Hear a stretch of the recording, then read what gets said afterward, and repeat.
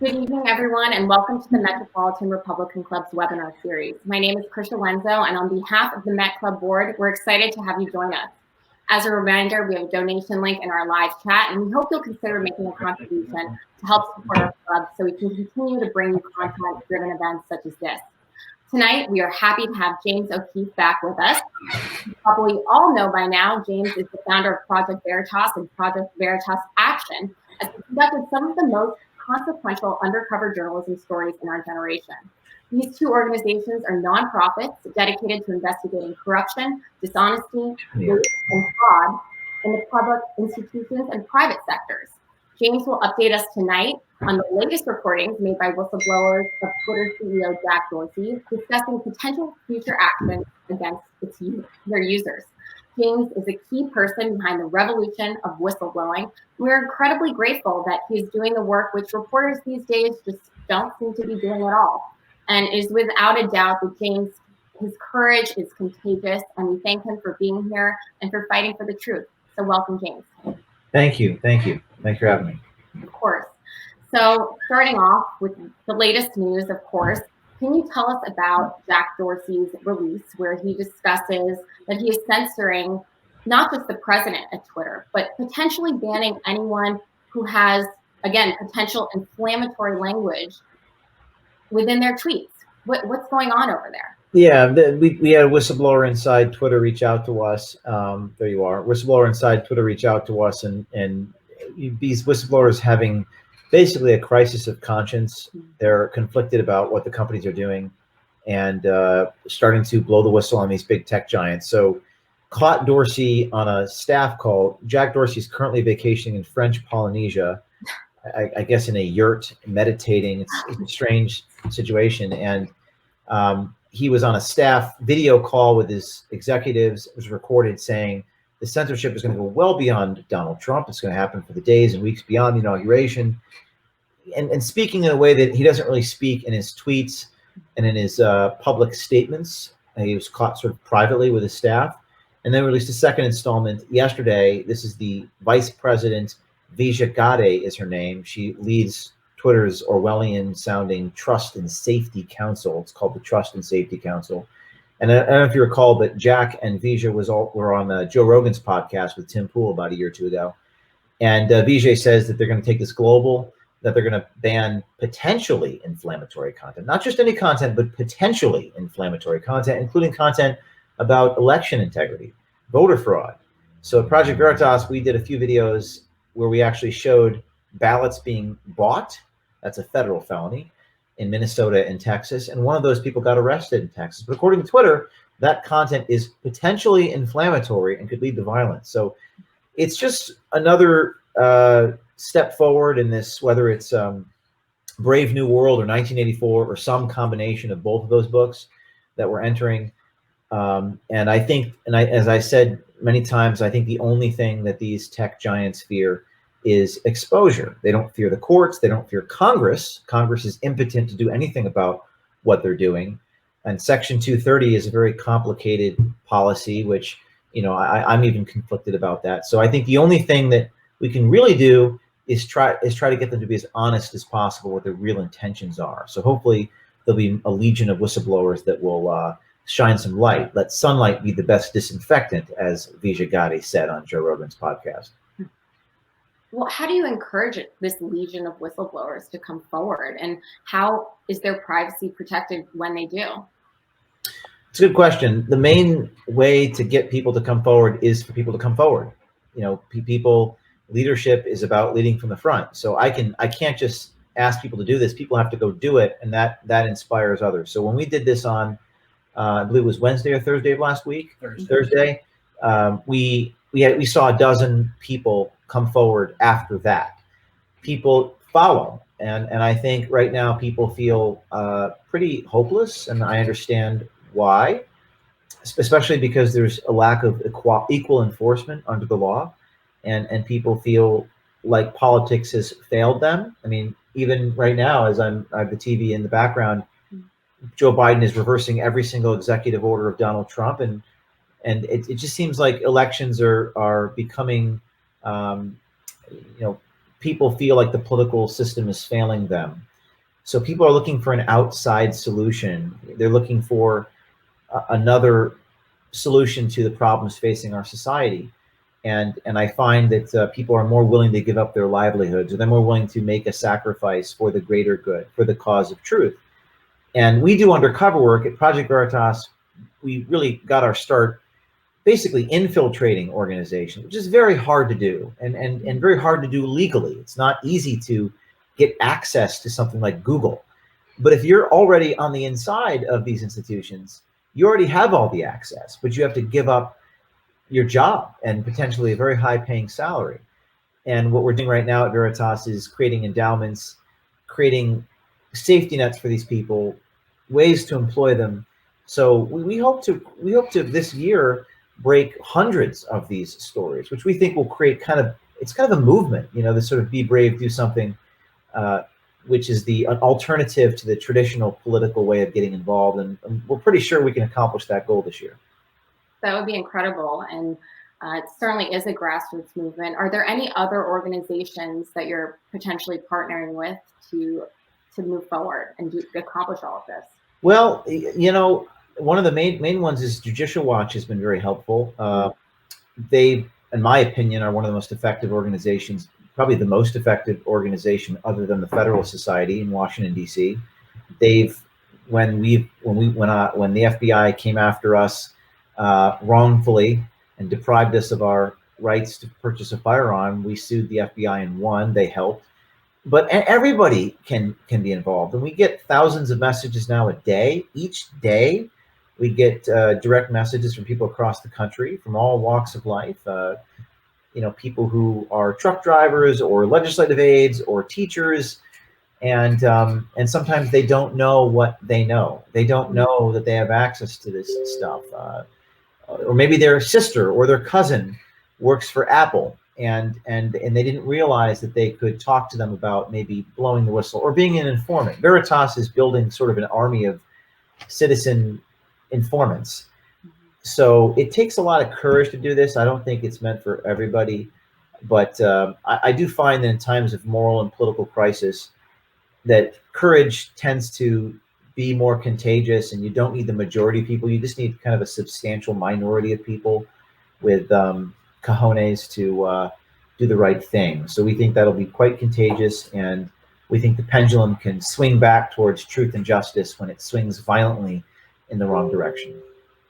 Well, you certainly have proven via your track record that you have the cojones to do so. But some people on the left, it's been hard to get them involved in this movement, which seems like a bipartisan issue. Freedom of speech, the First Amendment rights. How do you get people on that side involved in protecting our fundamental freedoms? Because thus far, it doesn't seem like anyone on that side of the political coin has come forward. I think the way to do it is to be not bombastic, not include your opinion. So much of media today, and so much of even like what we see on social media, are basically talking heads. Mm-hmm. You see people just sort of promoting themselves and promoting their ideas and their policy, their advocacy for certain policies. And what we try to do, and we're not perfect, but I think we do. I think of all the media organizations out there, we're probably one of the most straightforward and factual. One of the comments I got, we do these retraction videos where we quite literally quote journalists, and then they lie about us and have to print retractions. And some of the comments I get from people is they love those videos because it's all I'm doing is the journalist has to print a retraction, and we put the before and after. It's so factual and it's so funny. And it's so real. There's none of my opinion. So I think so much of journalism today is about propagandizing and narrative. It's all about narrative. So how do we get the left involved or moderates involved in truth? I think we have to keep it as factual as possible and make it about their words, their own words. The PBS guy last week was on tape saying we need to throw Molotov cocktails at the White House, that we need to take kids away from their parents. Make it about their own words, and make it about things that are unconscionable to more than just conservatives. So don't talk to them about tax policy. Don't talk to them about, things that are that we disagree on. Let's try to expose things that are incontrovertible and things that we can agree on. And what makes it difficult is that, yeah, recently, especially during the election, we did catch him on tape giving money for votes in Minnesota, and they said that was not real. But even their reaction, the New York Times calling it a disinformation campaign, we sued the New York Times. Even their reaction becomes so ridiculous that it might turn the tide back. People are not that stupid. People are not that naive. So hopefully their overreach might provide some pendulum swinging back, like I said. So keep it factual. Stay away from your opinions, your conjecture, and focus on the cold, hard facts is the way I think we can appeal to moderates and people on the left. And not too long ago, you exposed Jeff Zucker at CNN and all of the morning calls there, but he's just one cog in the wheel of the mass mainstream media. Why do you think the mainstream media has been so complicit in suppressing this information that you've been putting forward? Because to quote, speaking of someone on the left, Noam Chomsky, who wrote a book called Manufacturing Consent, the mass media is a system-supported propaganda function which manufactures consent, and there's sort of this relationship. There's this symbiotic relationship between people inside the vast administrative state, like the government, the executive branch of government, which doesn't really come and go. I mean, the Biden or Trump may come and go, but the rank and file stays, and there's a relationship between traditional journalists and the people in that rank and file, whereas opposed to it being exposed, there's a symbiotic relationship. So what we do is challenge that status quo. We're not beat reporters. We don't depend upon our access to government. We don't depend upon our access to people on the inside. In fact, we literally blow up our access. That's the opposite of what traditional journalists do. So I don't know. I don't necessarily think it's all political. I think it's a power dynamic at play most of the time in the media. And I think about that Jeff Zucker call. What was so extraordinary about it was that we're kind of inside their heads now. I mean, they think we have people everywhere. In fact, I would even go so far as to say we're not yet banned on Twitter. And maybe one of the reasons, speculating here, why they haven't done that is because they kind of psychologically think they don't want to get caught doing it because someone's going to record their ulterior motive for doing it. So Veritas has this sort of guerrilla brand, and they're afraid of where we might be, and we might be recording them at any given moment. And I think that's a very important thing. It kind of instills fear, which is a good thing in the minds of the fraudulent, and keeps people honest, which is something that we need in our society. That is really interesting that you're not banned on Twitter, and we hope that doesn't occur. But now with the scrutiny of the Biden administration coming in today, what sort of blowback do you think organizations that are trying to do, actions like you are, exposing the truth, what do you think will happen going forward with this new administration? I don't know. My colleague says there's only two people that can predict the future: God and liars. So I don't. This is an unbelievably impossible to predict what's going to happen in our world over the next 6 months. But I do see that everyone is afraid of being audited, targeted, harassed, and I think that's one of the greatest tragedies of modern life is that so many people in politics are concerned about something that should never be a concern. That depending upon who's in power, your basic liberties are in danger based upon what political party you are in. That's really scary. I guess maybe we've crossed that Rubicon. I don't yet think we have, but based upon the fears of the people in this country, it seems that we've crossed that Rubicon. I tend to, have a counter. I run counter to that orthodoxy. I tend to think in times of moral crisis, you have to sort of stand even more firm. And, like if Letitia James, we're currently, I'm doing this broadcast from Westchester, New York. Our headquarters is in Mamaroneck, New York. So like if the Attorney General of New York wants to raid my office simply because she doesn't like who I investigate, if that's really what she wants to do, and that's her motive, I say let's go for it. Let's cross that Rubicon if that's the country we want to live in. I don't think that will stop Project Veritas. In fact, I think that will actually create a legion of more whistleblowers. That's probably what would happen if James raided my office, and it was so obvious why she was doing it. So I think we have to take a stand and stand for truth and do the right thing, even if we risk being audited, because they can stop one person, but they really can't stop a kind of hundreds of organizations standing together on principle. They can't stop all of us. Are there any politicians right now who are using your evidence and taking it to the next level? The Attorney General of Texas, Ken Paxton, arrested this woman, Raquel Rodriguez, last week that we caught on tape. We've had a number of people tell us how nothing ever happens to these people. No one ever gets arrested. Well, last week someone was arrested and a PBS lawyer was fired from his job. And I think the third consequence from all these things is yet more informants coming to us inspired by what we have done. But for the most part, a lot of Republicans they do not have cojones. They fear the Washington Post more than they do their own constituents. That's the thing that I would identify as the problem. Most Republicans in the Republican Party they fear the humiliating power of the press more than they do any consequences of them not doing the right thing.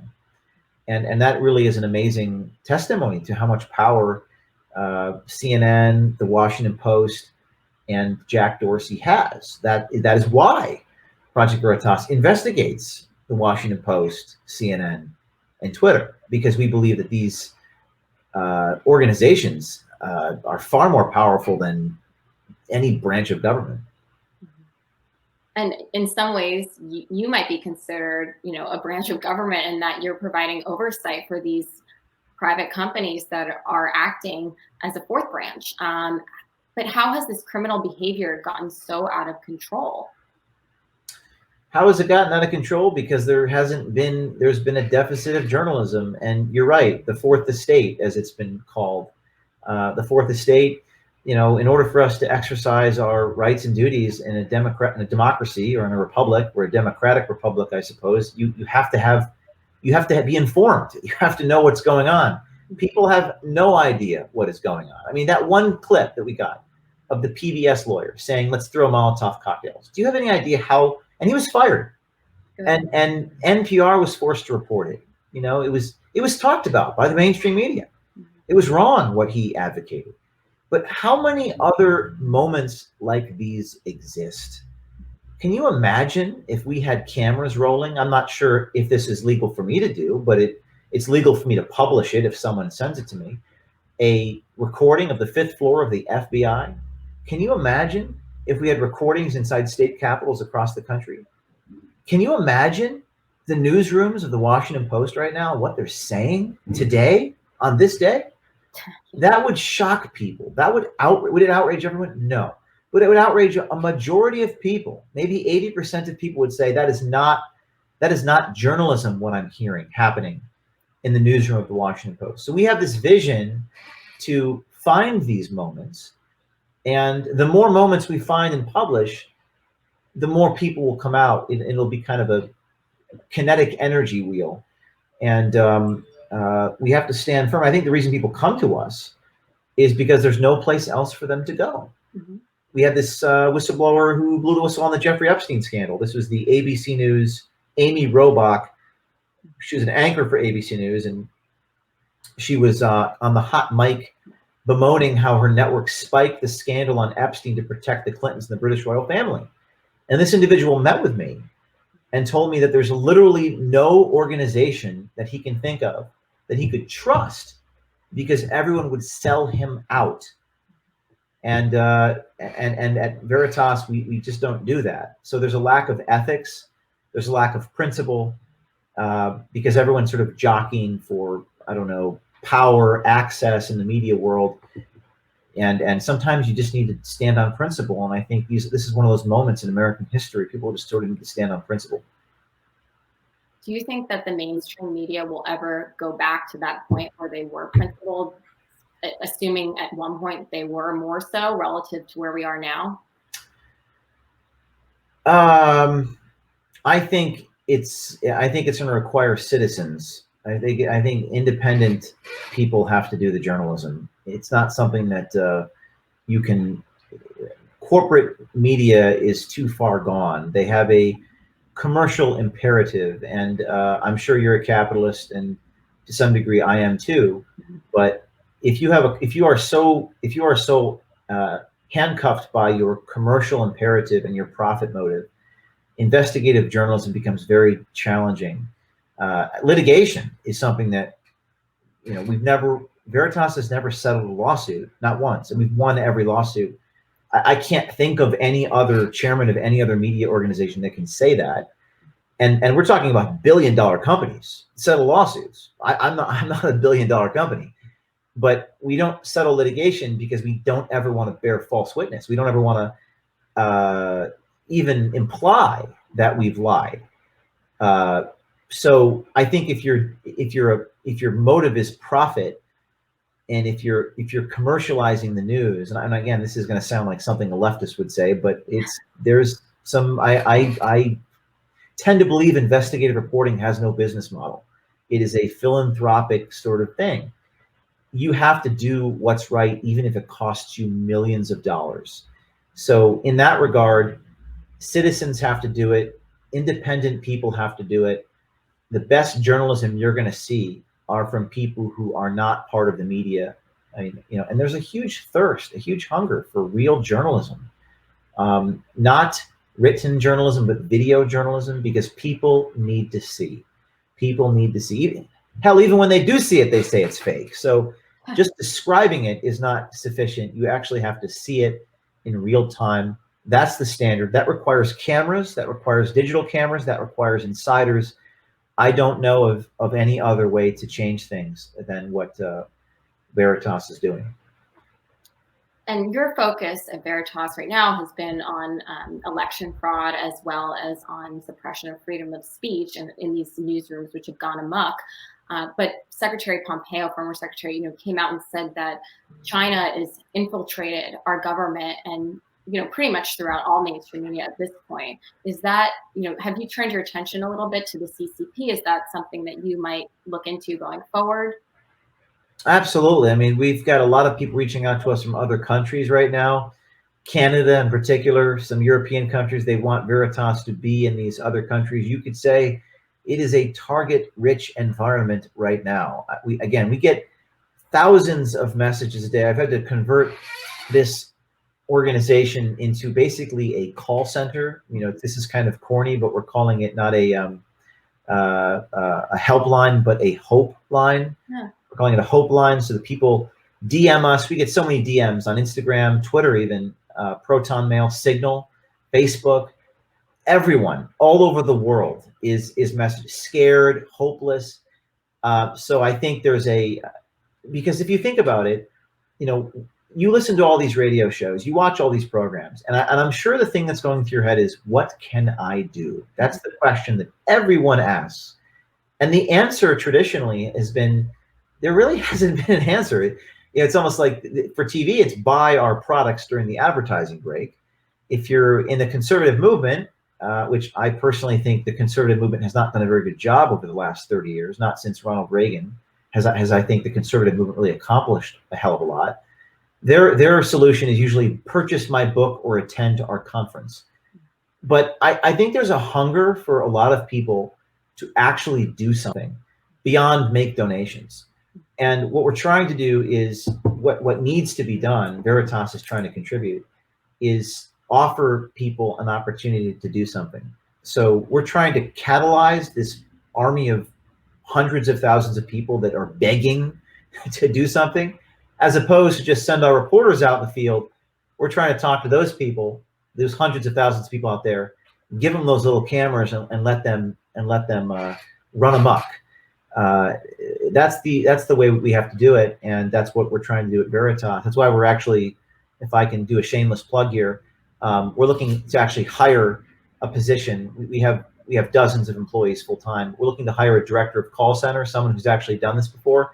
Just the sheer number of phone calls that we are getting a day is unimaginable. I mean, the phones are ringing off the hooks here. So if you're watching this and you have a experience in a call center, let us know. It's projectveritas.com/jobs, and you can see the job descriptions there. We're looking to hire some people to help us out. Definitely, and we're going to put that link in our chat, and as well as some of the other links to contact you, James.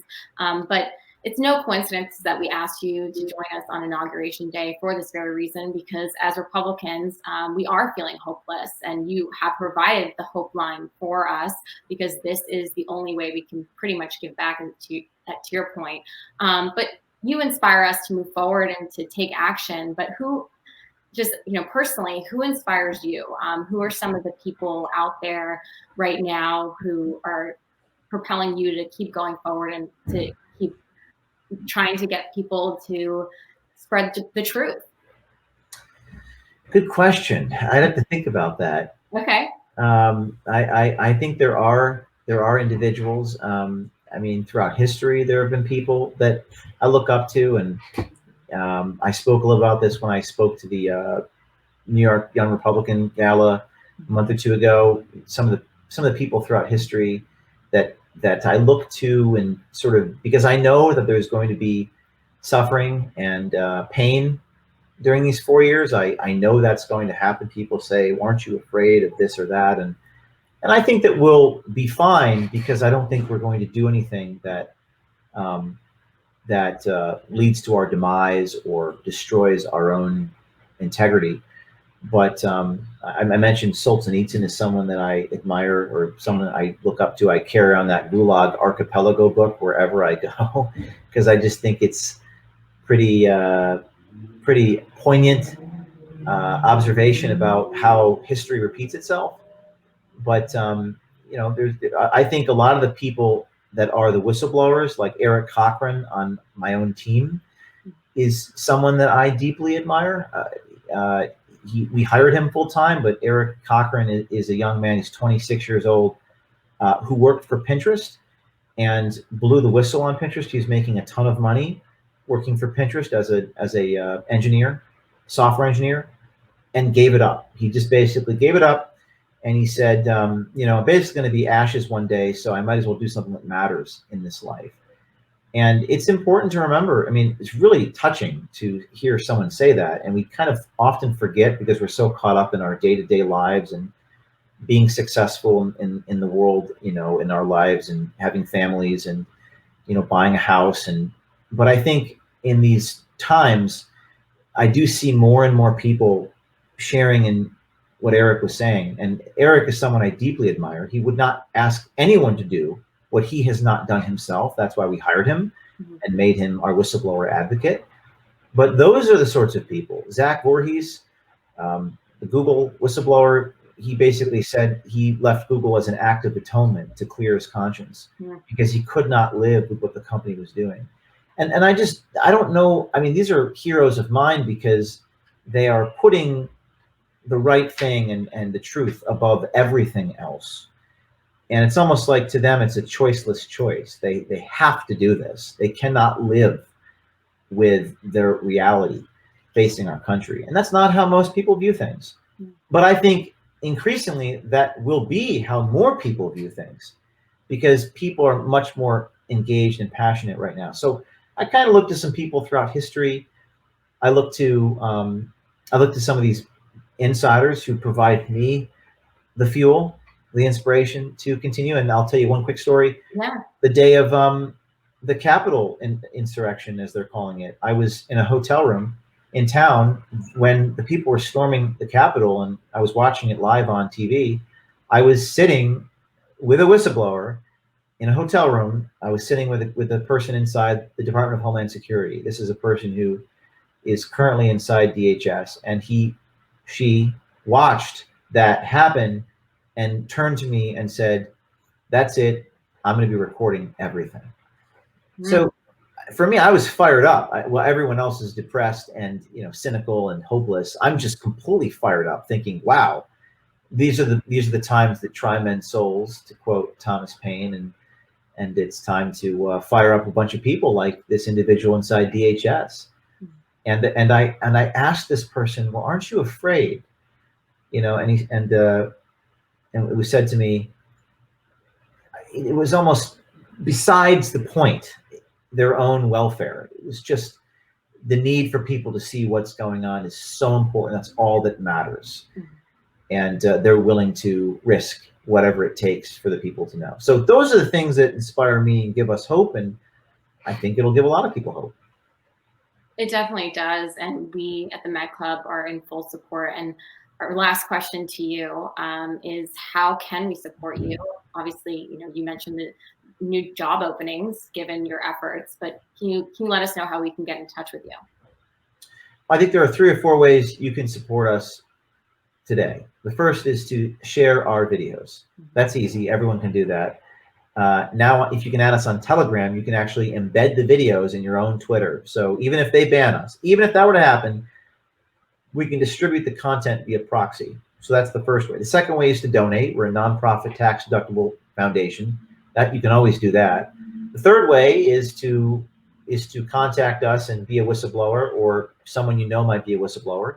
And the fourth, and probably the most important way right now, is to go to our jobs page, because I need to hire really qualified people to, we're looking for a press secretary right now, full-time, and we're looking for a director of call center, full-time, at our headquarters in Westchester, New York. Since you guys are located in New York City, we're just 35 minutes north of you. We're looking to hire those 2 positions. We need to fill those immediately. So the number one thing probably right now is going to our jobs page, projectveritas.com/jobs, and applying to those positions if you have a background in call center or as a press secretary. We'd like to hire you. Well, on that note, as you mentioned, free speech right now is under assault, and you are a renegade and someone who is really holding people's feet to the fire and exposing the truth. And for that, we are incredibly grateful and so thankful that you were able to join us tonight. So, James, appreciate your time. Thank you for having me. Of course. Thank you, everyone, for joining us, and stay well and stay safe.